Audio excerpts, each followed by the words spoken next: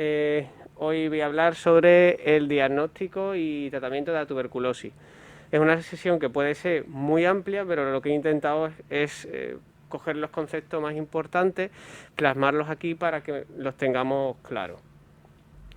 Bueno, ¿qué es la tuberculosis? La tuberculosis es una enfermedad infectocontagiosa generada por el bacilo tuberculosis, completamente por su complejo, y cuyo mecanismo más habitual va a ser el respiratorio, a través de las gotitas de flujo, que son unas gotitas muy pequeñitas que en un sujeto susceptible pues puede escapar a los mecanismos de aclaramiento mucociliar. Por supuesto, la tuberculosis, aunque el mecanismo principal sea la transmisión respiratoria, no quiere decir que sea una enfermedad exclusivamente a nivel pulmonar, sino que puede estar en otros órganos y aparatos. Y también actualmente se considera la enfermedad más letal, ¿vale? Que produce en torno a unas 4.500 muertes al día, y eso se traduce aproximadamente en 1,3 millones de personas que mueren por esta enfermedad cada año. No obstante, hay que decir también que estos datos pues hay que cogerlo también con pinzas, por lo menos ahora, actualmente, ya que la pandemia pues ha disruptido todo esto y probablemente sea necesario realizar nuevos estudios, tanto de incidencia como prevalencia. Se estima que desde el año 2000 la incidencia pues ha ido aumentando aproximadamente en 1,5% al año. En cuanto a la etiología, lo dicho, por el complejo Mycobacterium tuberculosis, y apuntalando unos conceptos básicos de microbiología, pues decir que son bacterias, en este caso bacilos alcohol resistentes, que son anaerobios estrictos, que son inmóviles porque no están esporulados, y que en su estructura pues tienen lípidos y ácidos micólicos que le dan esa propiedad de ácido alcohol resistente, y que tienen un factor de virulencia llamado core factor. Dentro del complejo Mycobacterium tuberculosis, pues a destacar dos, que sería, por un lado, la Mycobacteria tuberculosa propiamente dicha y la Mycobacteria bovis. En este caso, la Mycobacteria bovis lo que va a generar va a ser una tuberculosis, sobre todo a nivel intestinal. También otro concepto a tener en cuenta es el BCG, que es un derivado de este mismo bacilo, del Mycobacterium bovis, que se emplea para realizar las vacunas. Dentro de este complejo pues hay más, aparte de estos dos, que serían el africanum, el caprae, el coneti, el pimpineti y el microti. Bueno, en cuanto a la historia natural, hay que decir que exponerse a un bacilo tuberculoso no quiere decir necesariamente que vayamos a contraer la enfermedad. Y esto se debe a que existe una cascada de eventos que tienen que fallar todos. En este caso, el sistema inmune pues debe fallar para que el sujeto que ha estado expuesto pues acabe teniendo la enfermedad.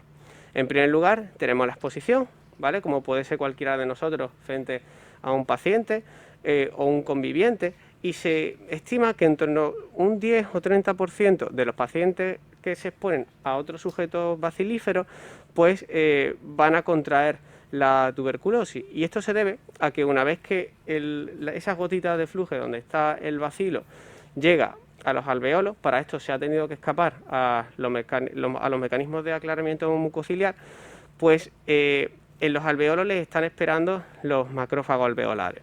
Entonces, en condiciones normales, estos macrófagos alveolares pues acabarían con el bacilo mediante la fagocitosis.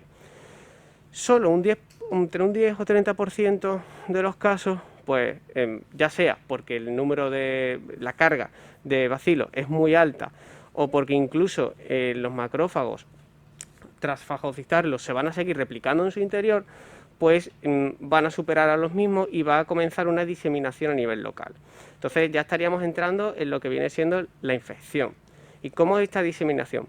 Primero, en un área del parénquima pulmonar, generando una neumonitis, pero luego el bacilo va a ir hacia los cilios, que es donde están el sistema linfático y los grandes vasos. Entonces, lo primero que va a colonizar una vez que llega al ilio va a ser el sistema linfático. Se acantona, parte de ellos se acantona en el ganglio, y por lo tanto este genera una adenopatía.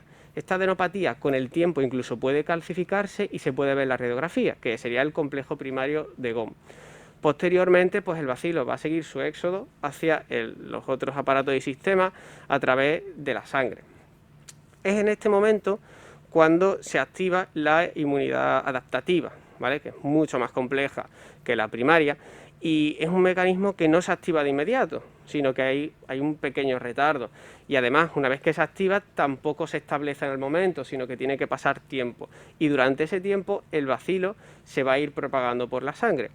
Una vez que ya la respuesta adaptativa está asentada y consigue enfrentarse al bacilo, pues si el paciente no es inmunodeprimido, pues lo normal es que acabe siendo aplacado por el sistema inmune. ¿Y qué pasa con esto? Pues el bacilo lo que ocurre es que se queda acantonado en unos granulomas, ¿vale? Con la respuesta de hipersensibilidad tipo 4. En un 10% de los pacientes que han sido infectados, pues lo que va a ocurrir, por ejemplo, por una inmunosupresión, como puede ser determinados fármacos o determinadas enfermedades, como por ejemplo el VIH, pues digamos que esa respuesta inmune que va a tener enfilado al bacilo y que va a permitir que esté en un estado más apagado dentro de esos granulomas, pues se va a relajar. Entonces el bacilo se va a reactivar y va a comenzar a propagarse, generando lo que viene siendo la enfermedad activa, propiamente dicha. Sobre todo en los conversores recientes, es decir, los pacientes que se han infectado en un periodo de tiempo muy corto, aproximadamente unos 2 años, pues son los que más riesgos tienen. Aquí tenemos una imagen de lo que estaba comentando del complejo primario de Ghent. Y bueno, en cuanto a las manifestaciones clínicas, se dividirían de manera sencilla en 3 grandes grupos. En primero, a nivel pulmonar, luego a nivel miliar, que viene siendo una etapa más intermedia, y luego a nivel extrapulmonar. A nivel extrapulmonar, pues hay una batería de cuadros clínicos que, bueno, yo voy a hablar sobre los más importantes. En primer lugar, como no podía faltar, la fase pulmonar. Tenemos, digamos, 2 grupos. Por un lado, las parenquimatosas propiamente dichas y luego la afectación pleural.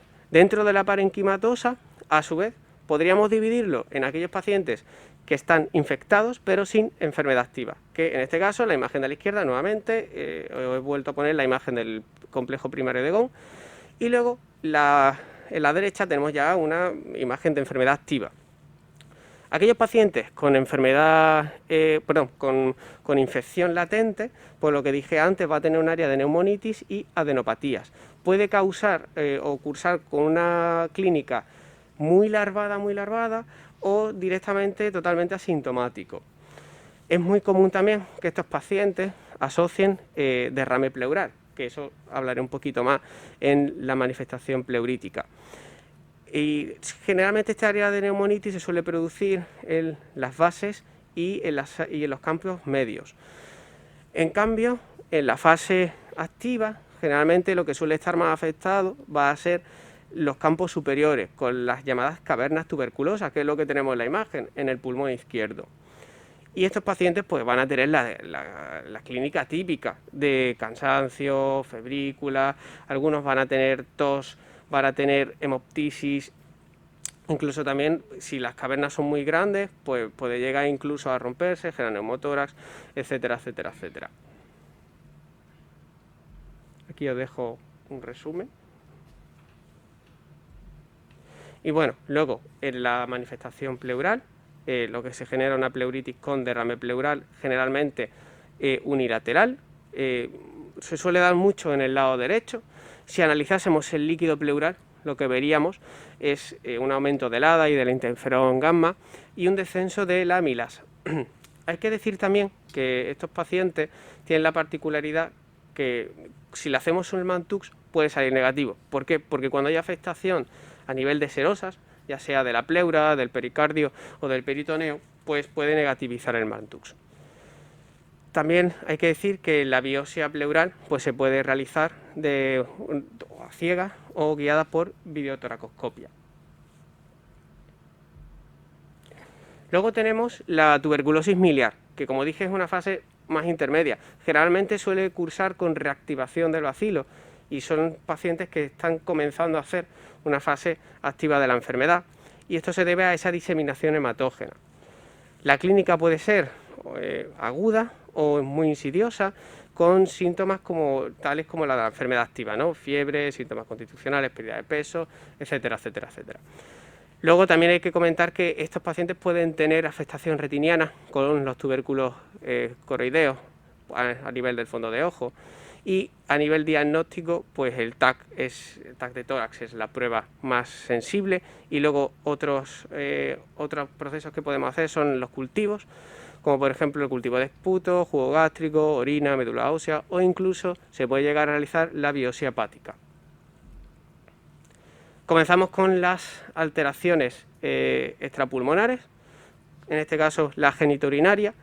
Pues quitando la adenitis, que realmente es la afectación más frecuente a nivel extrapulmonar, pues la segunda sería la genitourinaria, ¿vale? ¿Y cómo va a cursar? Bueno, lo que va a ocurrir es que los uréteres se van estrechando, ¿vale? Se van fibrosando. De hecho, aquí en la imagen se ve como hay un uréter que es permeable y el otro no, ¿vale?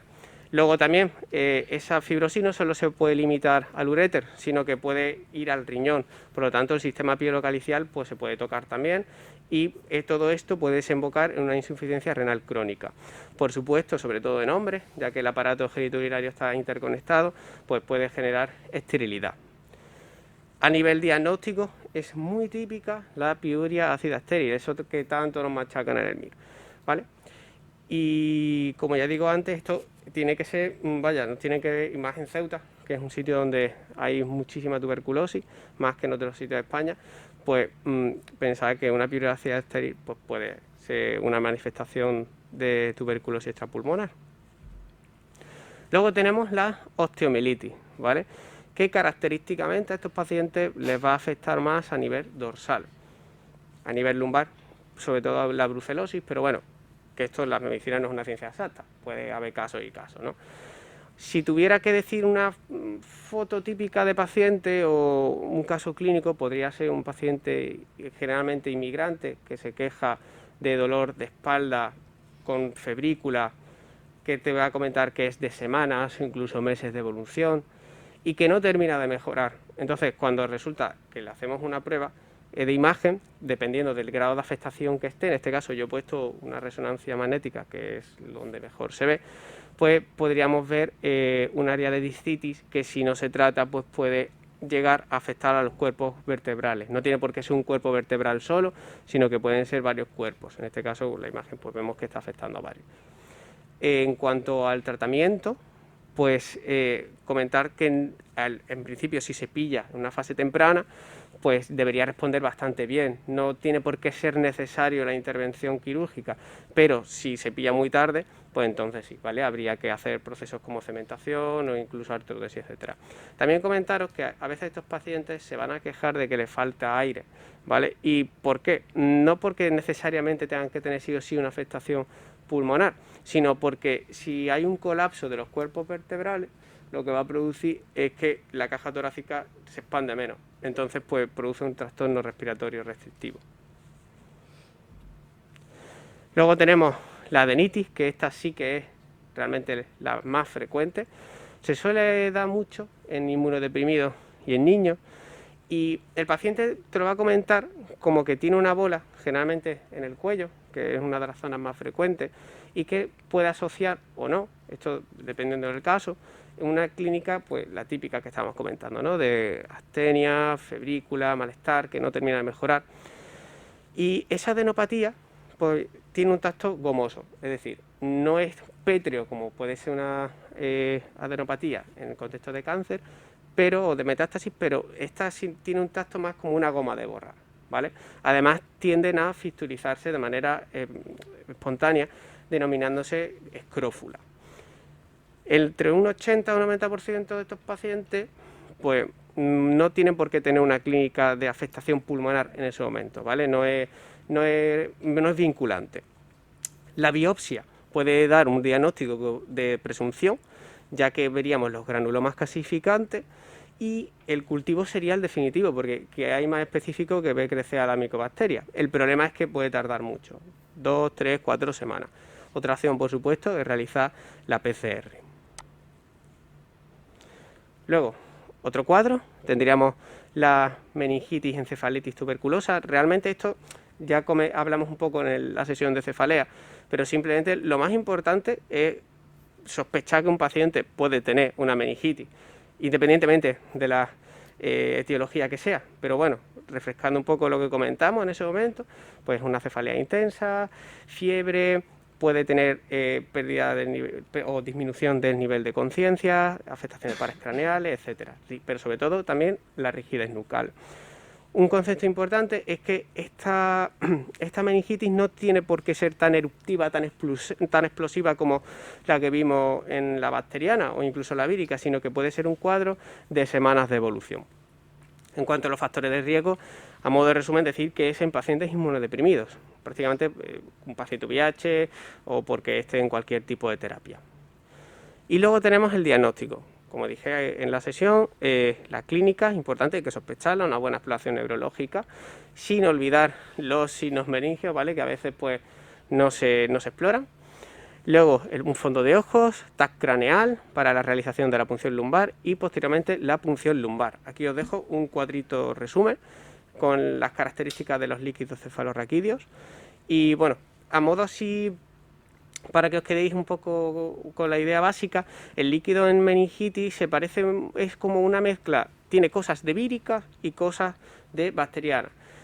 En cuanto a la víricas, pues diríamos ese color transparente, no es un líquido excesivamente purulento. Luego también veríamos que el recuento celular no es excesivamente elevado y que hay un dominio de los linfocitos, ¿vale? En esa celularidad. Y luego, en cuanto a la bacteriana, pues tendríamos características como la bajada de la glucemia en líquido cefalorraquídeo y el aumento de proteínas. Luego, otra clínica es la de la pericarditis, ¿vale? Realmente el cuadro es típico de una pericarditis independientemente de la etiología. Es un dolor punzante, ¿vale? El paciente se va a quejar que un dolor que a veces incluso con los movimientos respiratorios, que mejora al echarse delante. En este caso, como dado la etiología, pues te puede contar síntomas constitucionales, fiebre, cansancio, de semana de evolución. También puede ser mucho más larvado que en otras etiologías. En cuanto al diagnóstico, pues lo primero es sospecharlo, lógicamente, una auscultación con su roce pericárdico, un electrocardiograma donde veríamos una elevación difusa del ST cóncava, luego los reactantes de fase aguda, en el líquido pericárdico veríamos la elevación del ADA. También comentar que los cultivos suelen tener bajo rendimiento, que la biopsia pericárdica pues puede ser una opción en el caso de que no demos con la etiología. El Mantux nuevamente puede ser negativo, como dije antes, por afectación de serosa, y luego tendríamos la PCR. En cuanto al tratamiento, pues aparte de los antibióticos que damos para la tuberculosis, luego también los AINES y los corticoides, que mejoran mucho la clínica. En cuanto al diagnóstico, bueno, aquí os he dejado una pequeña lista que va desde la clínica, el Mantux, los SIGRA, la vaciloscopia, la placa de tórax, el TAC de tórax, recordar que es muy sensible sobre todo en la tuberculosis miliar, las biopsias, sobre todo en la afectación de serosas, lavado broncoalveolar, líquido pleural, PCR y analítica con gasometría. Hablando del Mantux, tampoco me voy a explayar mucho con esto porque yo creo que casi todos ya sabemos qué es un Mantux. Realmente es una reacción a nivel de la piel en la que nosotros básicamente lo que queremos cribar es si el paciente ha tenido un contacto con algún bacilo, en este caso principalmente con el bacilo de tuberculosis. Si ha habido un contacto previo, pues el sistema inmune reacciona y veríamos efectivamente una induración con un eritema. Aquí lo más importante es quizás tener claro que esta prueba no es infalible, que tiene sus falsos positivos y sus falsos negativos, los cuales hablaré ahora, y sobre todo, muy importante, que esto es motivo de falsos positivos, que no se mide el diámetro del eritema, ¿vale? Se mide el diámetro de la induración a las 48-72 horas. Aquí os dejo una tabla resumen con los falsos negativos y positivos, pero bueno, a nivel de falsos negativos, pues pacientes inmunodeprimidos por cualquier fármaco o cualquier etiología. Luego, sobre todo en edades extremas, niños que sean muy pequeñitos o en ancianos, puede ser que haya una afectación de serosas en ese momento, incluso también de la propia tuberculosis miliar. Luego que haya una alergia cutánea, que haya un proceso interrecurrente, que esté vacunado para otra cosa, o que haya un error de la interpretación o realización de la prueba. Luego, a nivel de falsos positivos, pues que el paciente haya tenido contacto con otros bacilos, que esté vacunado con la vacuna BCG, o nuevamente un error de realización o interpretación de las pruebas. En cuanto a los SIGRA, a modo de resumen, lo que intentan es salvar las limitaciones del mantú, sobre todo aquellas que tienen que ver con el contacto con otros bacilos o con la vacuna. Y nuevamente es imitar algo parecido a lo que pasa en la piel, pero a nivel de in vitro, ¿no? Y aquí lo que haríamos sería un contagio de los SIGRA, es decir, en este caso del interferón gamma. Si el interferón gamma aumenta, ¿vale? Eso ya sería ya métodos de laboratorio más complejos, pues nos pondría en alerta de que ese paciente efectivamente pues ha tenido un contacto y o está infectado. Bueno, lo que sí hay que tener en cuenta es que hay una cosa que no salvaguarda, que si el paciente está inmunodeprimido, pues da un falso negativo, ¿vale? Eso sí. ¿Cómo integramos el Mantux y los SIGRA? Bueno, a modo así sencillo, si realizamos una prueba de tuberculina y sale negativo y el paciente es inmunocompetente, como puede ser cualquiera de nosotros cuando vamos a trabajar aquí, que nos hacen el Mantux, pues no pasa nada. Diremos que ese paciente a priori no ha tenido contacto y no está infectado. Pero si el paciente es inmunodeprimido, pues habría que hacer un IGRA. Es verdad que dije antes que el IGRA puede darte un falso negativo, pero por regla general, ¿vale?, se utiliza de segunda línea cuando se va a hacer el Mantux, ¿vale? Si el Mantux es negativo y es inmunodeprimido, se prefiere hacer primero un IGRA, que tiene más posibilidades, digamos que exprime más que el Mantux, y entonces si este ya da negativo, pero aún así seguimos teniendo una sospecha, o que aquí diga que es un algoritmo sencillo, que no está infectado, sí que se podría plantear hacer otras pruebas, ¿vale?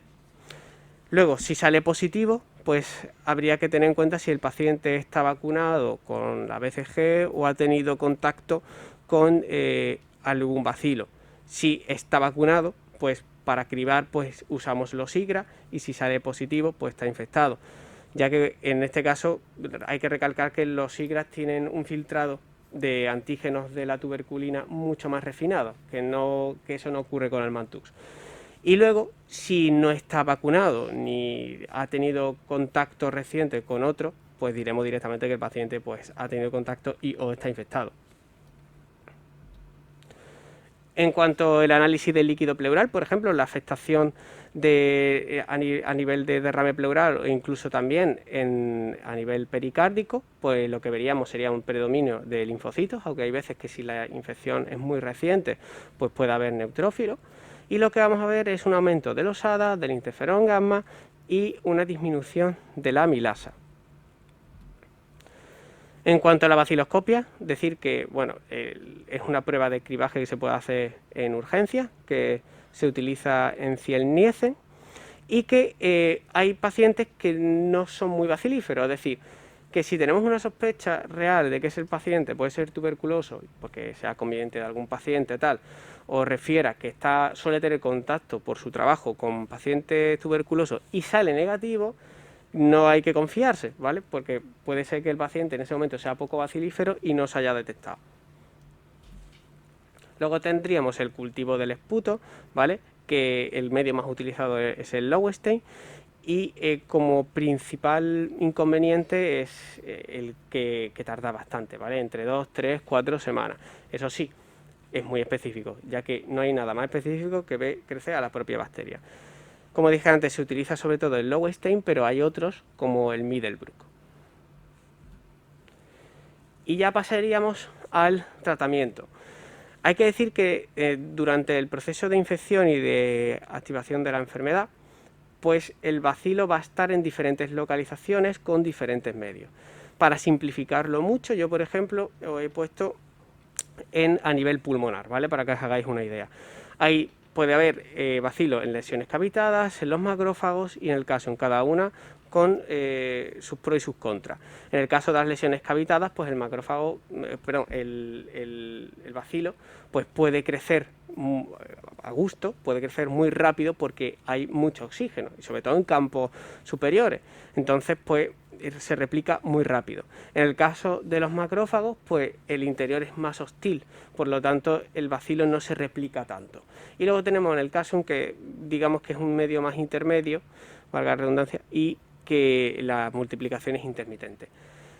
Esto es útil para seleccionar los fármacos, ya que hay fármacos como la rifampicina que va a actuar en los 3 medios. Y otros como por ejemplo la isoniazida, que va a actuar sobre todo en las lesiones cavitadas, y la piracinarida, que va a actuar sobre todo a nivel de macrófagos.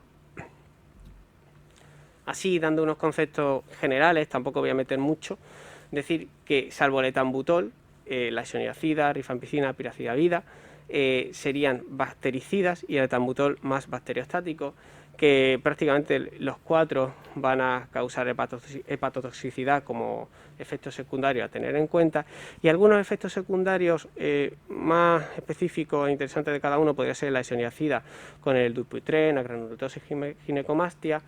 La rifampicina hay que tener en cuenta de que es un inductor enzimático y que puede reducir la eficacia de otros fármacos que se le da al paciente para otras patologías, así como la tinción de los fluidos corporales que se tornan más anaranjados. Luego, la piracinamida, la hiperuricemia, y el etambutol, la neuritis óptica retrovulvar, ¿vale? Sobre todo en niños pequeños, que si hay que dar etambutol, pues hay que hacer antes el test de los colores, porque en niños predispuestos, sobre todo en niños pequeños de menores de 5 años, se debería de evitar, ¿vale? Luego, otro fármaco de segunda línea es la streptomicina, que también es bactericida. Hablando de la resistencia, conceptos como la multiresistencia, poliresistencia o extensamente resistente. La multiresistencia es que el bacilo es resistente tanto a la isoniazida como a la rifampicina. Poliresistente es que es resistente a uno u otro, pero seguro que además es resistente a un fármaco de segunda línea. Y luego tendríamos la extensamente resistente, que básicamente es resistente a la isoniazida, rifampicina, quinolona y inyectables de segunda línea. Entrando ya en lo que viene siendo la enfermedad activa, pues básicamente hay una pauta estándar, aunque todas las pautas obedecen a un esquema, salvo aquellas ya en las que están relacionadas con resistencia a fármacos, que consiste en una fase intensiva de 4 fármacos y una fase de continuación con 2 fármacos. La pauta estándar sería una fase de 2 meses con 4 fármacos y una fase de continuación de 4 meses con 2 fármacos. Hay determinadas enfermedades que van a requerir que se alargue la pauta, como por ejemplo en el caso del VIH, pues habría que realizar un contraste de linfocitos y ver si es necesario alargar o no. ¿Y cuál va a ser ese criterio? El número de linfocitos. Si hay un número muy bajo, pues la fase de continuación se alargaría hasta los 7 meses, ¿vale? Por lo tanto, tendría una duración de 9. Si no, si el número de linfocitos es suficiente, pues le dejaríamos como la pauta estándar. En el caso de la silicosis, pues la isoniazida y la rifampicina 7 meses. Luego, en el caso de afectación meningia osteoarticular, luego hablaré un poquito, una pincelada de la meningia, pues lo que básicamente se alarga la fase de continuación hasta los 7-10 meses, por lo tanto la duración total sería de 9 a 12 meses. En la miliar es una de las pautas más largas, cuya fase de continuación dura entre 10 y 16 meses. Y luego tendríamos las intolerancias o la resistencia. Aquí básicamente a nivel de resumen lo que se busca es coger un fármaco o mediante espectro de antibiograma, coger fármacos a los que sea sensible, y por regla general lo que se va a hacer, se va a alargar la pauta, ¿vale? En el caso de intolerancia o resistencia a la isoniazida, rifampicina, pues directamente lo que se cogen es los 4 fármacos a los que sea sensible y se suele poner una pauta única. Aquí no habría fase de intensiva o de continuación, entre 12 y 18 meses. En cuanto al tratamiento de las meningias, decir además la importancia de los corticoides, ¿vale? Que aumentan la supervivencia, sobre todo en el momento que llega el paciente, en el momento de urgencia, vaya. Y luego tendríamos la enfermedad latente. La pauta estándar es isoniazida durante 6 meses, no obstante se puede alargar. ¿Cómo y a quiénes? Pues a niños, convivientes, conversores recientes, que se alargaría hasta 9 meses. y pacientes inmunodeprimidos o con lesiones fibróticas residuales en la placa. Esta última es importante porque ya luego veremos que es un condicionante a la hora en el algoritmo de actuación.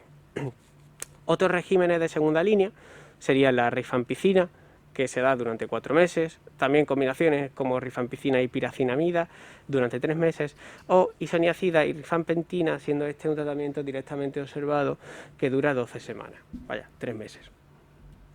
En cuanto al algoritmo de actuación, pues hay 3 bloques de pacientes o 3 bloques de situaciones.